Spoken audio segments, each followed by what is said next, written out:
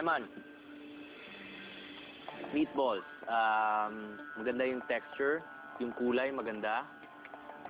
Medyo matamis siya. Hinahanap ko yung alat na flavor.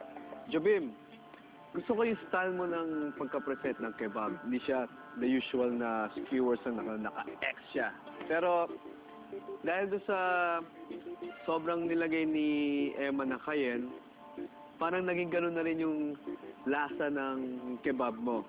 Kyle, ang dish mo ay parang sucker punch sa mouth ko.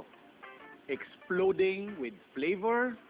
Ito yung dish ngayon na pag kinain mo kasabay ng sauce niya is wonderful kasi talagang naniniksik siya ng spices. It's aromatic, punong-puno ng bango, at nakakatuwa siyang kainin.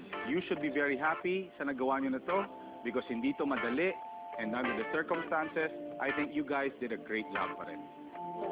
Po.